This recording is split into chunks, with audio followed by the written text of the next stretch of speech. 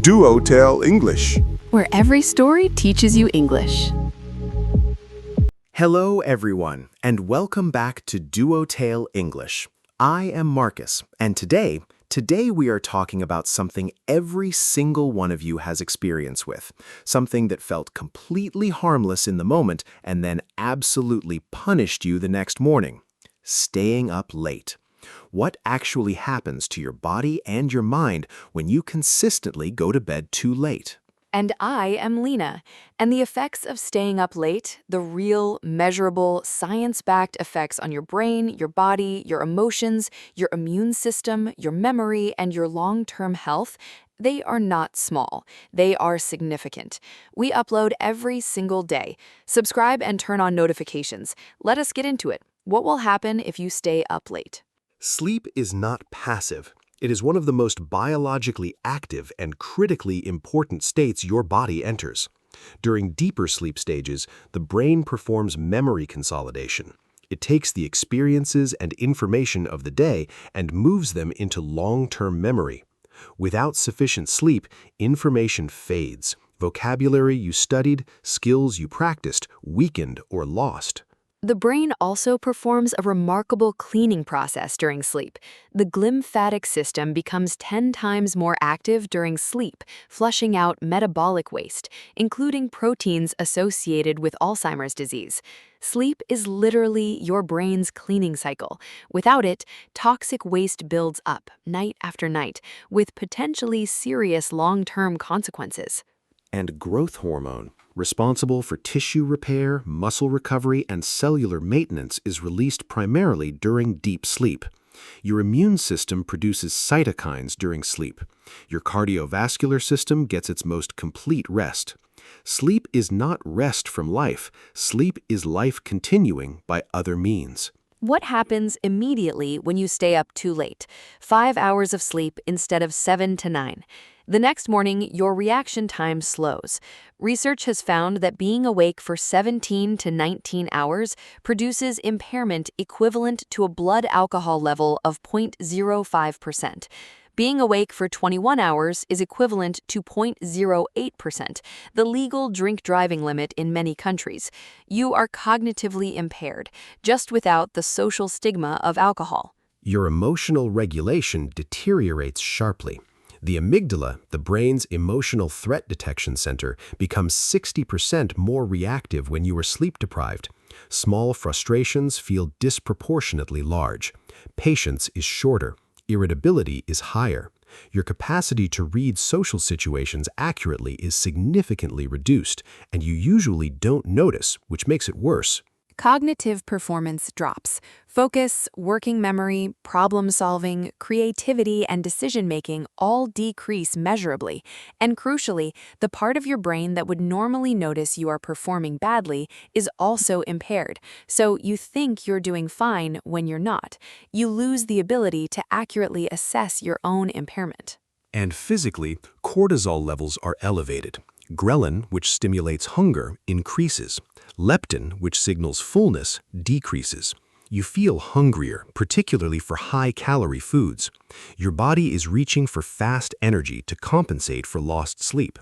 This hormonal shift on a single bad night is measurable. Imagine its effect across weeks and months of late nights. Today's story, Jin, 26 years old from South Korea, studying for a master's degree in computer science in the United Kingdom. Brilliant at his subject, gifted, future clearly promising. But Jin has a problem building for 6 months. He stays up very late, coding. He loves coding. His flow state arrives at around 11 p.m., after everything else has quieted, when the world is dark and still. And so Jin codes until 2, until 3, sometimes 4.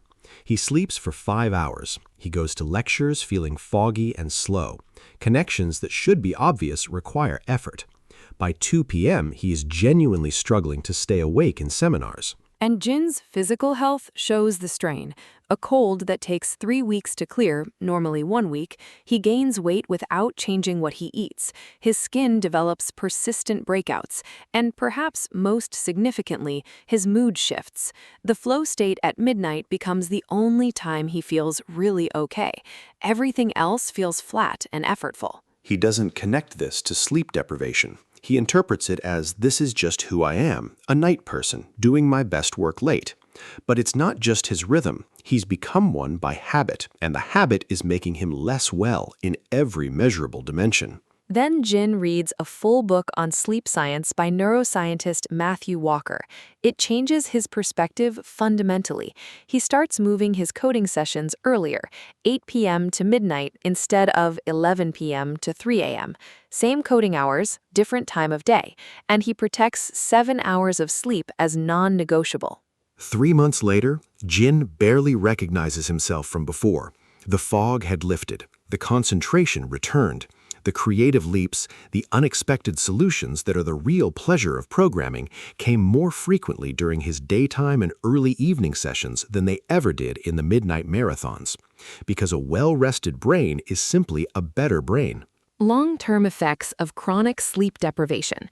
Effect 1. Increased risk of serious illness. Chronic sleep deprivation is associated with significantly elevated risk of type 2 diabetes, cardiovascular disease, stroke, and certain cancers. The evidence is comparable to smoking in some studies. Effect 2. Cognitive decline.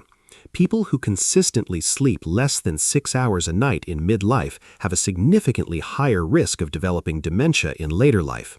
The waste product sleep is supposed to remove, specifically amyloid and tau proteins, accumulate and are directly associated with Alzheimer's disease. Long-term health deterioration. Effect 3.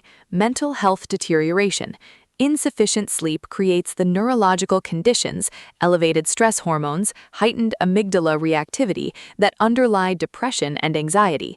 Sleep is often not just the thing that goes wrong when you're struggling, it's often the thing that needs to go right for you to stop struggling. Effect 4. Reduced life expectancy. Consistently sleeping less than 6 hours per night is associated with a significantly higher risk of early mortality. The effect is comparable to major recognized risk factors like obesity. Sleep is a longevity factor within your personal control. 6 practical strategies. Strategy 1. Consistent sleep and wake times every day, including weekends. Your circadian clock is set by consistency. The weekend sleep-in doesn't fully restore what was lost and disrupts the following week's sleep. Social jet lag is the result. Consistency is the cure. Strategy 2. Light management. Bright light in the morning sets your clock towards wakefulness. Bright light, especially blue light from screens in the evening, suppresses melatonin. Get morning light within an hour of waking. Reduce bright light 2 hours before bed. Strategy 3. Temperature management. The body needs to drop its core temperature to initiate sleep. A cool room, 16 to 19 degrees Celsius, is optimal. A warm bath 1 to 2 hours before bed helps the core temperature drop faster. Cool room, warm enough blankets. That's the formula. Strategy 4. Avoid caffeine after 2 p.m. Caffeine has a half-life of 5 to 7 hours. A coffee at 3 p.m. still has half its caffeine active at 8 p.m. It doesn't just prevent sleep, it reduces the quality and depth of sleep you do get. Strategy 5. Create a wind-down routine. 30 to 60 minutes of calming, consistent activities before bed. No screens, gentle light, reading, stretching, journaling. Consistent every night. After a few weeks, the routine itself makes you sleepy, the Pavlovian signal working exactly as it should. Strategy 6. Respect your individual sleep need. Some people need 7 hours, others need 9. Go to bed when naturally sleepy and wake without an alarm for 2 weeks when you have no time pressure. That's your true sleep need. Build your life around it. Word expert. 12 sleep and health vocabulary words. Deprivation. Being without something necessary. Chronic sleep deprivation is linked to serious long-term health consequences. Say it. Sleep deprivation affects every aspect of performance. Circadian, relating to biological processes on approximately a 24-hour cycle. Her circadian rhythm was disrupted by months of inconsistent sleep times. Say it, consistent sleep times support a healthy circadian rhythm. Melatonin, the hormone that regulates the sleep-wake cycle. Blue light from screens suppresses melatonin production and delays sleep onset. Say it, I reduce screens in the evening to protect melatonin production. Insomnia, the persistent inability to fall or stay asleep. She had struggled with insomnia for years, lying awake regardless of how tired she felt. Say it, insomnia is a common but treatable sleep disorder. Cognitive, relating to mental processes including thinking and memory.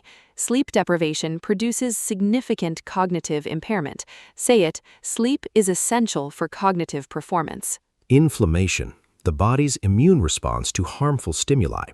Chronic sleep deprivation elevates inflammatory markers in the blood. Say it, poor sleep contributes to chronic inflammation. Cortisol, the body's primary stress hormone. Sleep deprivation elevates cortisol levels, disrupting metabolism and emotional regulation. Say it, healthy sleep keeps cortisol at appropriate levels. Immune system, the network protecting the body from infection.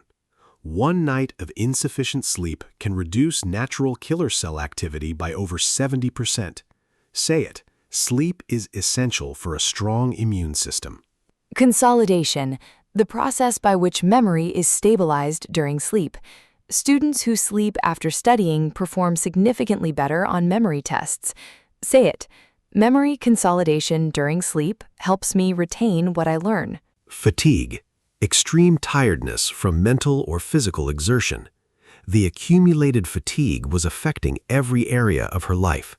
Say it, I manage fatigue by prioritizing sleep every night. Chronic, persisting over a long period. The distinction between occasional late nights and chronic sleep restriction is crucial. Say it, chronic sleep problems require consistent management. Restorative, having the quality of restoring health and well-being. A genuinely restorative night's sleep produces measurable differences in every area of function. Say it, I aim for restorative sleep every night. Shadowing, repeat after me 3 times each. Sleep is not passive. It is one of the most biologically active states your body enters. Say it. During sleep, the brain consolidates memories, moving information into long-term storage. Say it. Staying up late impairs judgment, reaction time, and emotional regulation. Say it. The amygdala becomes 60% more reactive when you are sleep deprived. Say it. Chronic sleep deprivation increases the risk of diabetes, heart disease, and cognitive decline. Say it. Consistent sleep and wake times are the single most important habit for good sleep. Say it. Reducing screen exposure in the evening helps your brain produce melatonin naturally. Say it. A cool bedroom helps the body reach the temperature it needs to sleep deeply. Say it. Memory consolidation during sleep is one of the most powerful arguments for prioritizing rest. Say it. I try to protect 7 to 8 hours of sleep as completely non-negotiable. Say it. Sleep is a longevity factor, one of the most important ones within your personal control. Say it. A well-rested brain is simply a better brain, more creative, more focused, more resilient. Say it. That is episode 43. Our question, what time do you usually go to bed and do you feel you were getting enough sleep? Write in English in the comments. We read every comment and reply every day. Episode 44 tomorrow, everyday English phrases you absolutely must know. Goodbye. Bye, everyone. Go to bed on time. Your brain will thank you. Bye, Marcus. On time. Bye, Lita. Bye, everyone.